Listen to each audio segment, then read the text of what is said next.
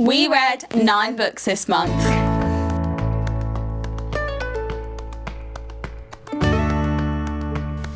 So this is our March. I'm literally losing track of the months this year. This is our March reading wrap-up. Welcome, guys. Not a very good month. No excuse. Well, life's just been busy. Life is just busy. Life is so busy. I'm yawning. Oh, we got a friend. Uh-oh. But you're not allowed to bark when the door goes. You're not allowed to bark. Okay? He's bored of your lectures. Oh, all right. Sorry, Doug. This is Dougie. Yeah, I think if you would have met him. Podcast, you met him on the first episode. Okay, so you can go first. Okay, so the first book that I read in March was A Good Girl Guides to Murder by Holly Jackson. That's a really popular book, isn't it? Me and the hype don't go hand in hand. It just wasn't... There's just so many things in this book that I just didn't like. Like, why does the main character say, like, holy moly, when she's, like, 18? Like, no one at the age of 18 says that. Over the age of, like, 7. I mean, no one says Speaks that. like that. Literally no one says that.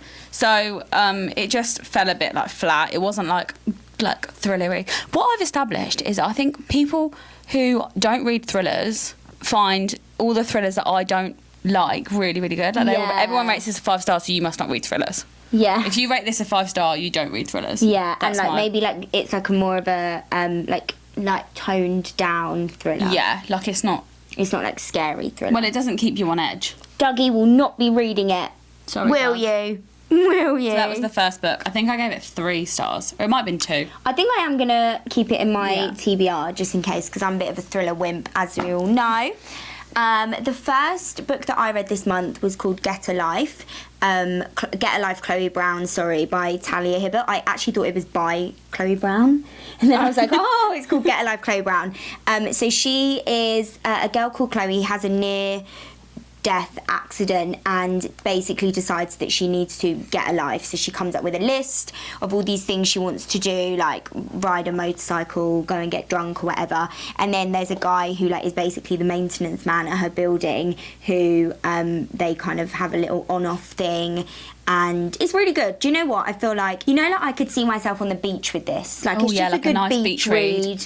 And it's not too, the writing style's quite simplistic. You get to know, her sisters, and then they each have books. So if you did like it, you'd read the sisters' books. I really just enjoyed this. Sometimes it's just you read, because I tend to go romance, thriller, and then, a little bit of fantasy thrown in. I'd say they're, my main 3 genres, and sometimes it's just nice to have something that's a bit more lit fic, little bit of romance thrown in. I think I rated this 3 out of 5. Did go on a little bit at the end, but half the time I'm like, do I want this to finish, because I've just got so much stuff on my TBR. Yeah, is it just finish up now? Yeah, which is the next book, which I was itching to read, which we will talk about. The next book I then read was Songbirds by Christy Lefteri. If I don't think I'm pronouncing that right. She wrote The Beekeeper of Aleppo. It's a similar kind of thing. This is lit fic. It's not really a story as much, really.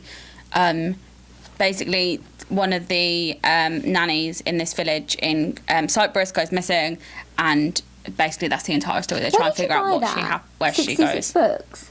I have no idea. Yeah, I was going to say, I don't remember seeing you buy that. Listen, I buy books going out of fashion, so could who knows? Anywhere. So, I mean, it was okay. It was a bit there wasn't really a story. I just don't think lit fic's for me. But we'll see. Yeah, I think I rated this 3, so it was a nothing much, really. I read, just before I go on, and before I read Get a Life, I actually read Finlay, Donovan is Killing It. It's basically about a mum who ends up, kind of in some sort of weird, murder plot. She's just a mum, and it's not thriller at all. It's more comedy. I just found it, again, easy read, really easy read, little 300-pager, which was good. Don't think I'm going to carry on with the series, but I don't think I need to, because sometimes it's just nice to have a little standalone. Yeah. So that was a good one. I think I gave that 3 stars. The next book I read on my Kindle, which was The Housemaid by Freida McFadden. Again, same as with Good Girl's Guide to Murder. Everyone raves about this book. It actually wasn't... there was one twist and I was like, oh, okay. But it was right at the end. So the rest of it was you felt like you were getting to something, but it just wasn't... I don't know. I like a book where I actually have no idea what's going to happen. Yeah. like that one that you've given me, which Playing I Nice by reading. JP Delaney is a book no I will. idea what's gonna happen. I will literally recommend that book to every single Yeah. person that ever exists. Yeah, I have no idea. I'm like 20s odd pages in, and I'm like, Oh my god, it's my because the favourite. story could like finish now, because it's like Yeah. they just give the babies to the other person. But it won't. That's not how it ends. Mm. And it like just keeps going. It's it just a gift that keeps on giving. It literally is the gift that keeps on giving. I'm looking forward to So it. I rated The Housemaid 3 out of 5, but apparently the second one is better. So I will okay. give the second one a go. At some point. Probably some point this month. I think maybe we'll see. Keeping on the Freida McFadden vibes, the next book I read was on my Kindle. It was called The Inmate by Freida McFadden. I kind of wanted to dip my toe in Freida's pool. And it was really good. Do you know what? I really enjoyed this book. It was like fast paced. It's basically about a girl who goes to moves back to her small town when her parents died, and she gets a job because she's like a nurse, and she gets a job at a high security prison. But basically, she needed to get a job really quick. She was going back there, and she's got a young son. But one of the inmates at the high security prison is basically in prison because of her witness testimony. It was a really, really, really, like, just, again, I could see myself reading it on the beach. Easy plot. Yeah.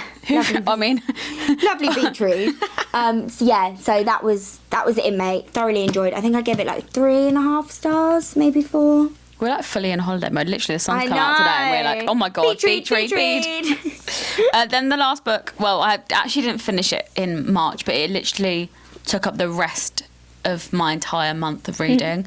Was My Dark Your Vanessa. Will to Live. Oh my god, literally, My Will to Live literally almost died with this book. And I don't think anyone should read it. If you haven't heard about it, I talk about it in episode 2 of the podcast. So you Yes. can go watch that, because I kind of talk a bit more about it. But it's, Addictively disturbing. well, I mean, it was uncomfortable, but I could have done without reading it. Like, I feel like I've wasted. You've not gained anything. No. And I probably could have. And the chapters are so long. Like, there's literally no point in reading No, it. really. I hate long chapters. I think I gave it 3, maybe 2. I'm Who not knows? reading that. A book that I also discussed on the second episode of the podcast and read this month was Icebreaker. I always want to say Icebreakers. I loved this book with every single bit of my soul. It gave me everything it needed to give in a little hockey romance.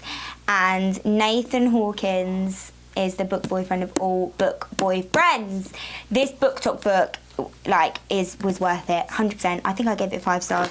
Loved it. Loved the female lead. Love him. I'm in love with this man, and he doesn't even exist. The only book that we've had so far this year where we've gone, it's actually deserved the hype that it gets. On Book Talk. We could de-influence Thank you, people. Book Talk. Yeah. Is it me? Yeah, Are you done? I've got no more books. And then I finished the month with this book, which I picked up at 66 Books when we went. I think this is my last actual 66 book. Yeah, because you've that I given got, all the other ones to me. This is called Six, and it's about a lawyer. So I obviously read the back thinking it would be right up my street. But I feel like my threshold for lawyer books is so high because of Devil's Advocate. Yeah. It just was so confusing. I couldn't really follow the story. There was like different characters, and I see where they were trying to go with it and what they were trying to do, because they wanted you to suspect everyone.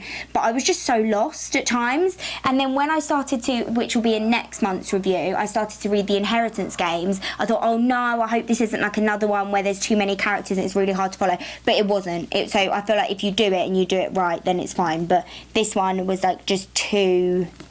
Yeah, it's just, we didn't really get anywhere. So not one we recommend it. No, I wouldn't recommend this, not gonna lie. So out of all the Locke. books that we read in March, the only book we're actually going to recommend is Icebreaker.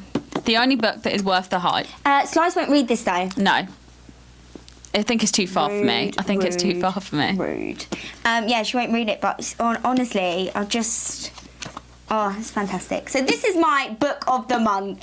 What's yours? Or do you want this I one? don't have a book of the Okay, month. this is our book of the month. Okay? Yeah, we'll have a joint book this Go month. and read it and be prepared to fall in love with this man. Thank you.